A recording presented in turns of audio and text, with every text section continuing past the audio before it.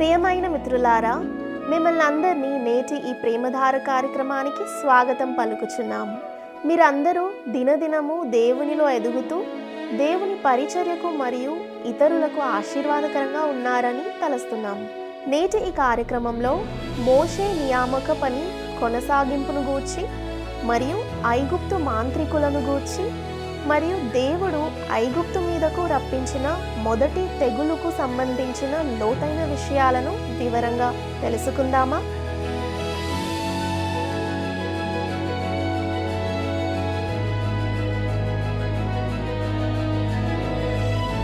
క్రీస్తునందు ప్రియమైన ప్రేమధార టీవీ వీక్షకులందరికీ మన ప్రభువును రక్షకుడైన యేసు క్రీస్తు మహిమాన్వితమైన నామంలో శుభములు తెలియజేస్తున్నాం. నేటి మన ఈ పాఠంలో మనము నిర్గమకాండము 7వ అధ్యాయాన్ని ధ్యానించుకోబోతున్నాం. ఇందులో మనము మోషేకు ఇవ్వబడిన బృహత్తరమైన పనిని పునరుద్ధరించబడి అది కొనసాగింపును కలిగి ఉన్నట్లుగా చూస్తాం. అదేవిధంగా ఐగుప్తు యొక్క మంత్ర విద్యలను గూర్చి మరియు దేవుడు ఐగుప్తుకు వ్యతిరేకంగా పంపినటువంటి మొదటి తెగులును గూర్చి అనగా నీరు రక్తంగా మారుటను గూర్చి వివరంగా గమనిస్తాం. ఇశ్రాయేలు దేవుడైన యెహోవాకు మరియు ఐగుప్తు దేవతలకు మధ్య యుద్ధం ఇంకా ప్రారంభం అవ్వలేదు, కానీ మనం ఇప్పుడు ఆ ఘట్టానికి చేరుకుంటున్నాం. దేవుడు ఇశ్రాయేలీయులను, మోషే మరియు అహరోనులను మరియు వృద్ధుడైన ఫరోను కూడా ఆ యుద్ధానికి సిద్ధం చేస్తున్నాడు. మోషే ఫరో ముందు నిలబడబోతున్నాడు, కానీ అతని పక్షంగా అహరోను మాట్లాడతాడు. మోషే నాలుక కట్టబడిందా? నత్తిగా మాట్లాడేవాడా? లేదా అతనికి మాట్లాడడానికి వేరే అవరోధం అంటూ ఉండేదా అనే ప్రశ్నకు నా వ్యక్తిగత భావన ఏమిటంటే, మోషేకు ఉన్నటువంటి సమస్య మానసిక సంబంధమైంది. బహుశా 40 సంవత్సరాలు ఎడారిలో గడిపిన తర్వాత అతడు అసమర్థుడిగా మరియు భయభ్రాంతుడిగా భావించి ఉండవచ్చు. అయినప్పటికీ దేవుడు చాలా స్పష్టం చేయాలనుకున్నాడు. అదేంటంటే, ఇశ్రాయేలీయులను విడిపించువాడు తానే తప్ప మోషే కాదు.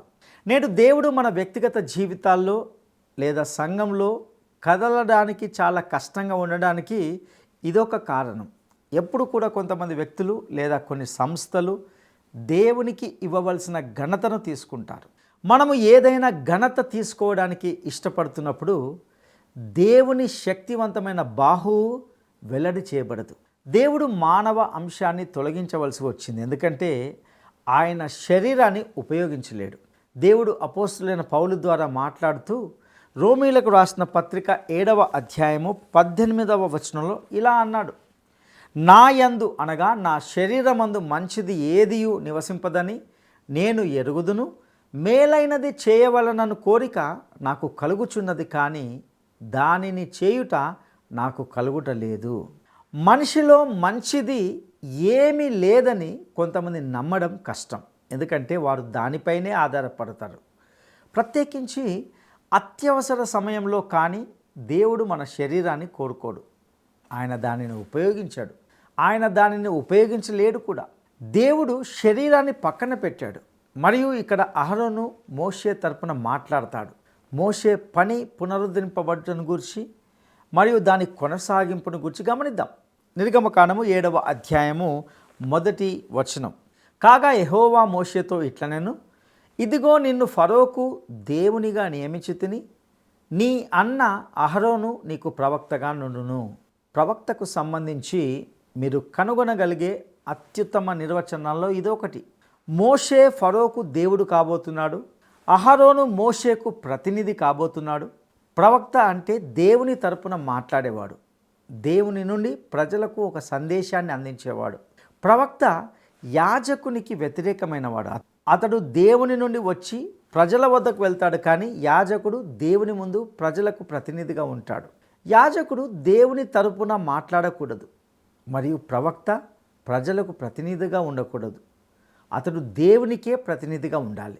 అహరోను ప్రజల ముందు మోషేకు ప్రతినిధిగా ఉండాలి, మరియు మోషే ప్రజలు మరియు ఫరో ఇద్దరి ముందు దేవునికి ప్రతినిధిగా ఉండాలి. ఇక నిర్గమకాండము 7వ అధ్యాయము 2, 3 వచనాలను గమనిద్దాం. నేను నీకు ఆజ్ఞాపించినది యావత్తు నీవు పలకవలెను, ఫరో తన దేశంలో నుండి ఇశ్రాయేలీయులను పోనీయవలెనని నీ అన్న అయిన అహరోను అతనితో చెప్పును.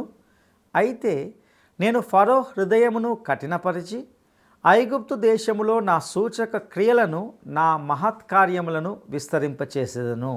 ప్రియులారా, ఫరో యొక్క హృదయాన్ని కఠినం చేయడం అంటే ఏమిటి? దేవుడు నిజంగా ఫరో హృదయాన్ని కఠినం చేశాడా? అవును.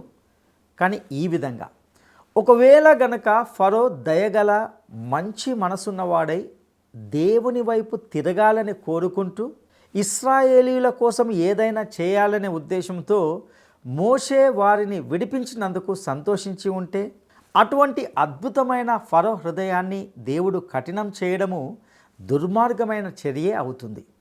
మిత్రులారా, మీరు దానిని ఆ విధంగా అర్థం చేసుకుంటే మీరు దానిని సరిగ్గా అర్థం చేసుకోవడం లేదు అని అర్థం.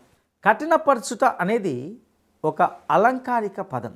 దీనికి త్రాడును మెలితిప్పినట్లు అని అర్థం. దేవుడు ఫరో హృదయాన్ని మెలితిప్పాడని దీని యొక్క అర్థం. ఆయన దానిలో ఉన్నదానిని పిండి తీయబోతున్నాడు. అతడు నిజంగా చేయాలనుకున్న పనిని దేవుడు అతని చేత బలవంతంగా చేయించాడు. ఫరో నేటి రాజకీయ నాయకుల వంటివాడు. వారు తమ మనసులో ఉన్న అసలు భావాన్ని బయట పెట్టరు.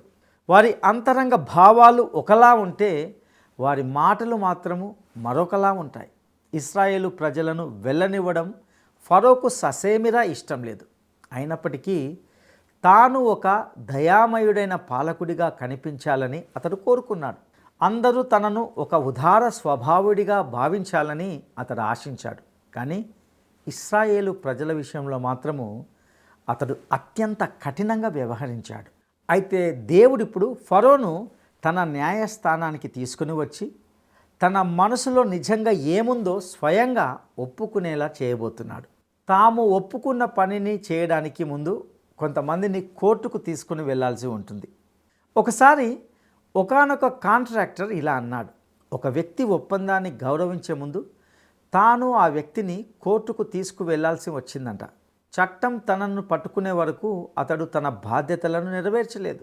దేవుడు ఫరో విషయంలో అదే చేస్తున్నాడు. దేవుడు ఫరోను కోర్టుకు తీసుకుని వచ్చి, నీ హృదయంలో నిజంగా ఉన్నదాన్ని నీవు బయట పెట్టబోతున్నావు, నీవు ఒకటి చెప్పి మరొకటి చేయలేవు అని అంటున్నాడు. ఈ ప్రత్యేక విషయంలో దేవుడు రాజును బలవంతం చేయబోతున్నాడు అన్నట్టు, భవిష్యత్తులో ఎప్పుడో ఒకప్పుడు దేవుని సన్నిధికి వచ్చే ప్రతి వ్యక్తి విషయంలోనూ దేవుడు సరిగ్గా ఇదే చేయబోతున్నాడు. మీరు నిజంగా ఎలా ఉన్నారో అలాగే కనబడతారు. ఇకపై ఎలాంటి మభ్యపెట్టే మాటలు ఉండవు. ఇది మనలో కొందరికి చాలా భయానకమైన విషయం కాదంటారా? ఇక నిర్గమకాండము 7వ అధ్యాయము 4-5 వచనాలను మనం గమనిద్దాం. ఫరో మీ మాట వినడు గాని నేను నా చెయ్యి ఐగుప్తు మీద వేసి గొప్ప తీర్పుల చేత నా సేనలను, ఇశ్రాయేలీయులైన నా ప్రజలను ఐగుప్తు దేశంలో నుండి వెలుపలికి రప్పించెదను. నేను ఐగుప్తు మీద నా చెయ్యి చాపి ఇశ్రాయేలీయులను వారి మధ్య నుండి రప్పింపగానే నేను యెహోవానని ఐగుప్తీయులు తెలుసుకొందురనెను. ప్రియులారా, మరో మాటలో చెప్పాలంటే ఫరో తాను ఎలాంటి వాడో తెలియపరచబడడానికి నిలబడుతున్నాడు. మరియు ఇశ్రాయేలు దేవుడైన యెహోవా కూడా తాను ఎవరై ఉన్నాడో తెలియపరచబడడానికి నిలబడుతున్నాడు. ఐగుప్తులు తెలుసుకుంటారు మరియు ఇశ్రాయేలీయులకు అది ధృవీకరించబడుతుంది. అప్పుడు మోషే మరియు అహరోను నీతి పరులుగా కనబడతారు. ఇక నిర్గమకాండము 7వ అధ్యాయము 6-7 వచనాలను మనం గమనిద్దాం. మోషే అహరోనులు యెహోవా తమకు ఆజ్ఞాపించినట్లు చేసిరి, అలాగుననే చేసిరి. వారు ఫరోతో మాట్లాడినప్పుడు మోషేకు 80 ఏండ్లు, అహరోనుకు 83 ఏండ్లు. అహరోను మోషే కంటే 3 సంవత్సరాలు పెద్దవాడు. ఇక నిర్గమకాండము 7వ అధ్యాయము 8-9 వచనాలను మనం గమనిద్దాం. మరియు యెహోవా మోషే అహరోనులతో ఇట్లనెను, ఫరో మీ శక్తి చూపుటకై ఒక మహత్కార్యము కనపరచుడని మీతో చెప్పున్నప్పుడు నీవు అహరోనును చూచి నీ కర్రను పట్టుకొని ఫరో ఎదుట దాన్ని పడవేయమనుము, అది సర్పమగును. ఫరో బహుశా మోషేను అహరోనును ఇలా అడగవచ్చు, మీ అధికార పత్రాలు ఎక్కడ? మీరు నా సమక్షానికి వచ్చి నాపై ఇంత భారీ డిమాండ్ చేశారు, కాబట్టి ఇప్పుడు మీ అధికారానికి నిదర్శనాన్ని నాకు చూపించండి అంటూ అడగవచ్చు. అప్పుడు అహరోను చేతి కర్రయే ఆ అధికారానికి చిహ్నంగా నిలవాల్సి ఉంది. ఇక మనము ఐగుప్తు మంత్ర విద్యలను గురించి కొంత గమనిద్దాం. నిర్గమకాండము 7వ అధ్యాయము 10వ వచనాన్ని మనం గమనిద్దాం. కాబట్టి మోషే అహరోనులు ఫరో యొద్దకు వెళ్ళి యెహోవా తమకు ఆజ్ఞాపించినట్లు చేసిరి. అహరోను ఫరో ఎదుటను అతని సేవకుల ఎదుటను తన కర్రను పడవేయగానే అది సర్పమాయెను. ఈ భాగంలో సర్పము అనే పదము గురించి కొంత ప్రశ్న ఉంది. ఎందుకంటే ఐగుప్తులో పామును గురించిన చరిత్ర చాలా తక్కువగా ఉంది. వాస్తవానికి ఇక్కడ ఉపయోగించబడిన పదము మొసలి. మోషే రోజుల్లో నైలు నదిలో మరియు దేశమంతటా చెరువుల్లో ఈ జీవులు చాలా ఉండేవి. కర్ర మొసలిగా మారింది. తెగుళ్లను అధ్యయనం చేస్తున్నప్పుడు దేవుడు జంతు శాస్త్రం యొక్క సంపూర్ణ రంగముతో వ్యవహరిస్తున్నాడని మీరు కనుగొంటారు. అంటే ఐగుప్తు దేవతలన్నీ కూడా జంతువు లేదా పక్షి లేదా కీటకములుగా మాత్రమే మనకు కనబడతాయి. పౌలు దాని గురించి రోమపత్రిక 1వ అధ్యాయము 22-23 వచనాల్లో ఇలా చెప్పాడు. వారి అవివేక హృదయము అంధకారమయమాయెను, తాము జ్ఞానులమని చెప్పుకొనుచు బుద్ధిహీనులైరి. వారు అక్షయుడగు దేవుని మహిమను క్షేమగు మనుషుల యొక్కయు పక్షుల యొక్కయు చతుష్పాద జంతువుల యొక్కయు పురుగుల యొక్కయు ప్రతిమా స్వరూపముగా మార్చిరి. ప్రియులారా, ఐగుప్తులు ప్రతి దానిని ఒక ప్రతీకలుగా కలిగి ఉన్నారు. వారు ఒక సంగ్రహ ఆలోచనను తీసుకొని దానిని విగ్రహం యొక్క మూర్తి రూపంగా చేసుకున్నారు. వారికి జీవితంలోని ప్రతి దశకు మరియు ప్రతి క్రియకు ప్రాతినిధ్యం వహించే దేవతలు ఉండేవారు. వారు దేనిని వదలలేదు. వారు ఏక దైవారాధనను బహుదేవతావాదంగా మార్చారు.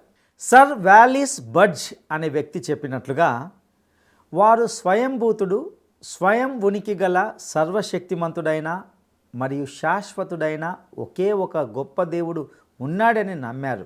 దురదృష్టవశాత్తు ఆ దేవుడు మానవుల వ్యవహారాలు మరియు గమ్యాల గురించి పట్టించుకోలేనంత గొప్పవాడు మరియు శక్తిమంతుడుగా ఉన్నాడు అని వారు భావించారు. అందువల్ల ఆయన ఈ ప్రపంచ నిర్వహణను దేవతలు, రాక్షసులు, మంచి మరియు చెడు ఆత్మల సమూహాల చేతుల్లోకి వెళ్ళడానికి అనుమతించాడు అని చెప్పాడు. ఇక్కడ ఐగుప్తీయులు విశ్వసించింది కూడా ఇదే. అపొస్తలుల కార్యగ్రంథము 17వ అధ్యాయము 23వ వచనంలో పౌలు ఏథెన్స్కు వెళ్ళినప్పుడు అతను కనుగొన్నది ఇదే. అతడు తెలియబడని దేవునికి అనబడే ఒక స్మారక చిహ్నాన్ని కనుగొన్నాడు. అపొస్తలుల కార్యములు 17వ అధ్యాయము 23వ వచనం. నేను సంచరించుచు మీ దేవతా ప్రతిమలను చూచుచుండగా ఒక బలిపీఠము నాకు కనబడెను, దాని మీద తెలియబడని దేవునికి అని వ్రాయబడి ఉన్నది.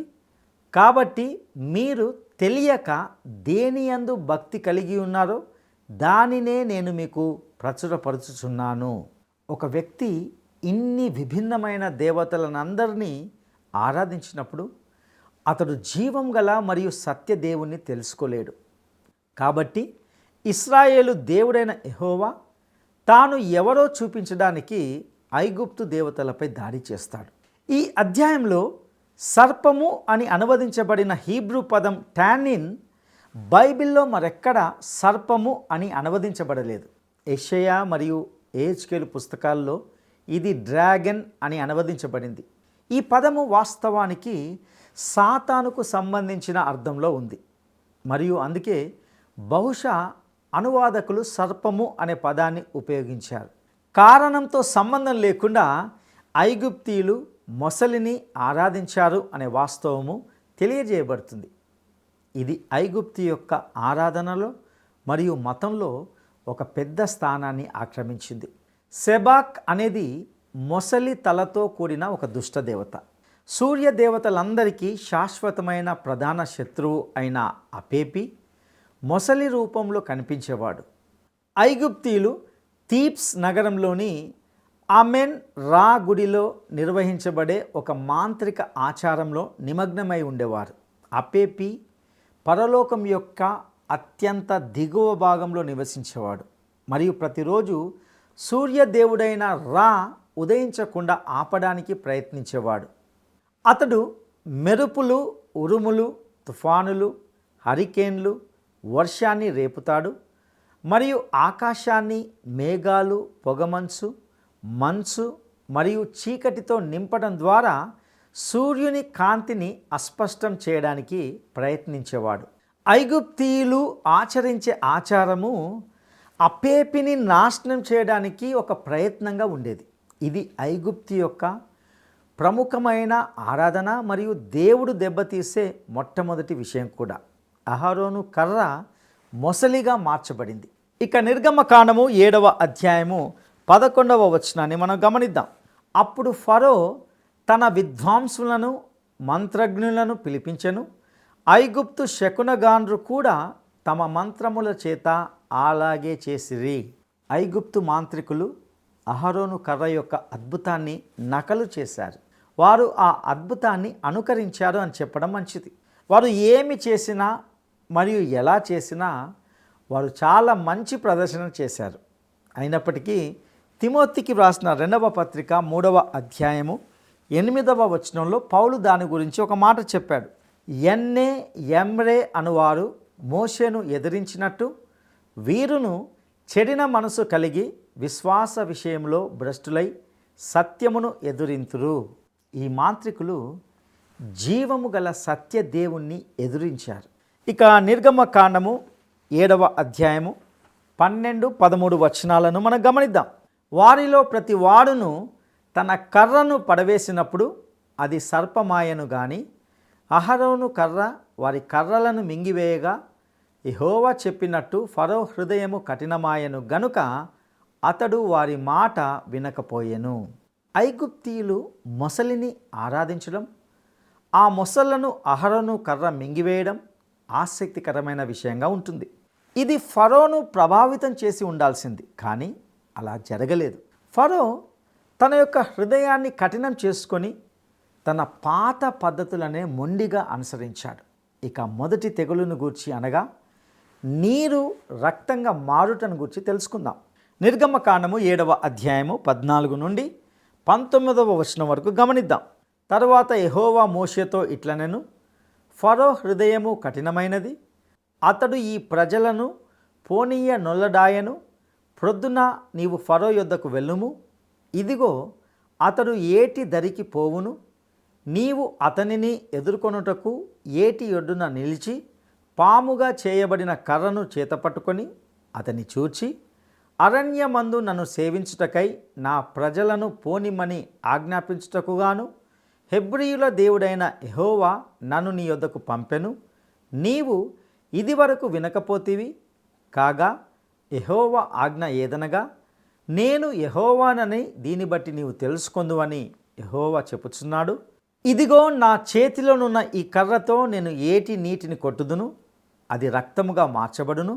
ఏటిలోని చేపలు చచ్చును, ఏరు కంపు కొట్టును. ఏటి నీళ్లు త్రాగుటకు ఐగుప్తీయులు అసహ్యపడుదురని చెప్పుమనెను.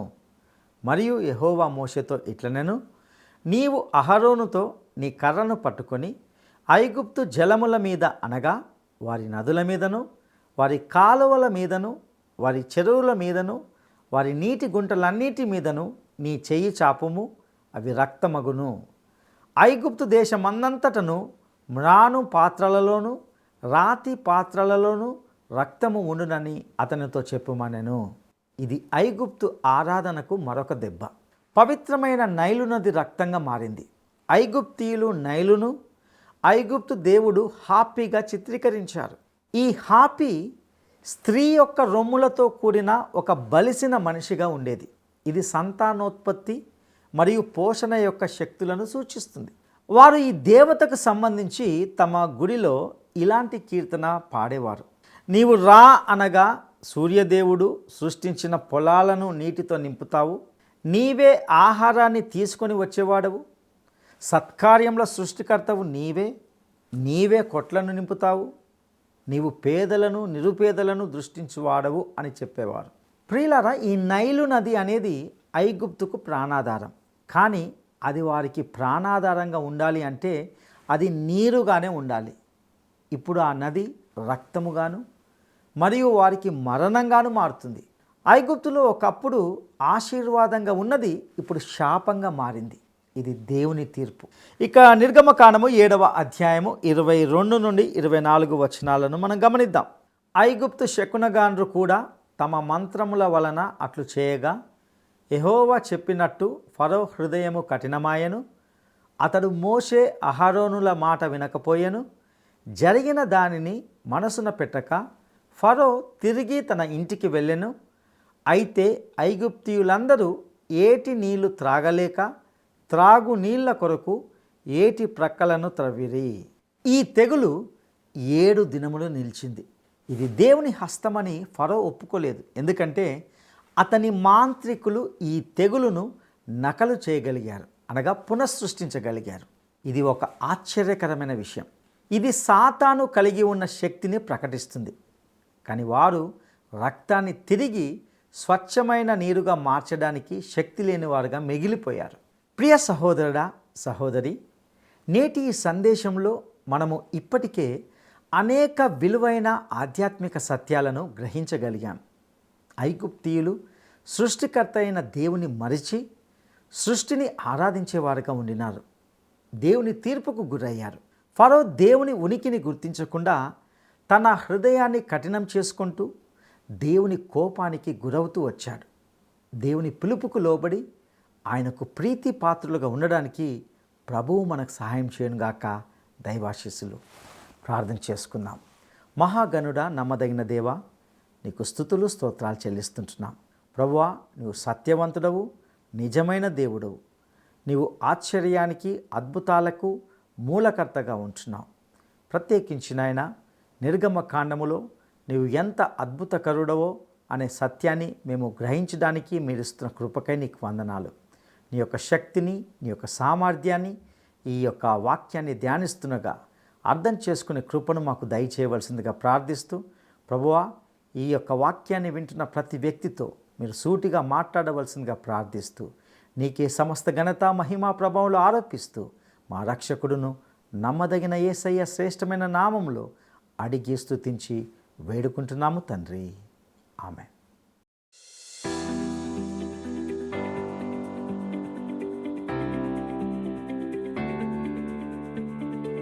ప్రవక్త అనగా ఎవరు? ప్రవక్త అనగా ఎవరు? 1. దేవుని తరపున మాట్లాడేవాడు. 2. ప్రజల పక్షంగా మాట్లాడేవాడు. 3. విమోచన కార్యాలు చేసేవాడు.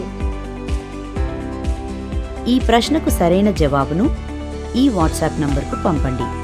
మా వాట్సాప్ నంబర్ 9399952570.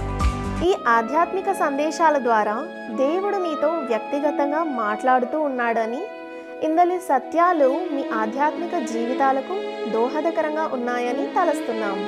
దేవుడు తన ప్రజల పట్ల కలిగి ఉన్న ప్రణాళికకు సంబంధించిన అనేక విషయాలను గూర్చి తెలుసుకున్నాం. మీ అభిప్రాయాలు, సందేహాలు, ప్రార్థన మనవులు మాతో పంచుకుంటారు కదూ. ఈ స్క్రీన్ మీద ఉన్న ఫోన్ నంబర్ ద్వారా మమ్మల్ని సంప్రదించగలరు. మేము మీ కొరకు క్రమంగా ప్రార్థిస్తున్నాం.